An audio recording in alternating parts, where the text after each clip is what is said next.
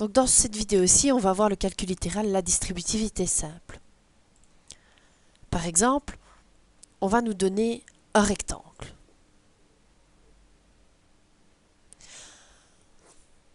On sait que un des côtés est commun à ce rectangle-là, et ce côté-là, c'est A. L'autre côté, c'est B plus C. Ou alors, on peut décomposer ce grand rectangle-là en deux petits rectangles, et l'autre côté est B ou C. Si on doit calculer l'aire du rectangle, il y a deux façons de faire. La première est de calculer la largeur fois la longueur, c'est-à-dire A fois, et on va calculer B plus C. Ça équivaut à la même chose que de calculer en fait l'aire du rectangle rouge, A fois B, et l'aire du rectangle orange, A fois C. C'est la même chose. Donc ces deux formules-là sont les mêmes. D'où notre règle.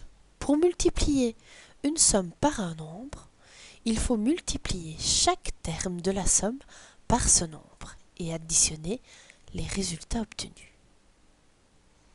On va voir ça dans le calcul littéral. Alors,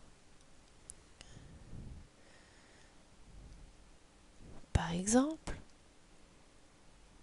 on va prendre quelque chose de simple, c'est-à-dire 1 fois 2b plus 6.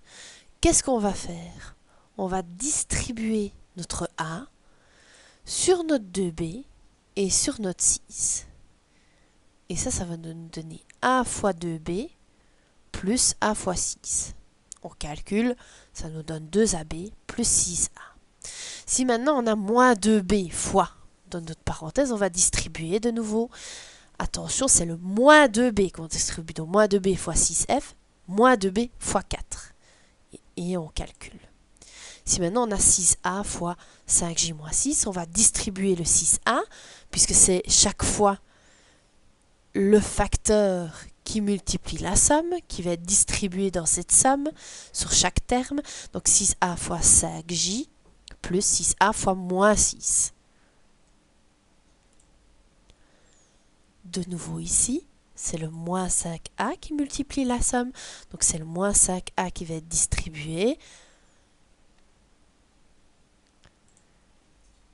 Ici, attention, c'est le moins 3N qui va être distribué. Donc on va faire moins 3N fois moins 2A et moins 3N fois 6N. Ici, de nouveau, c'est le 3M qui va être distribué.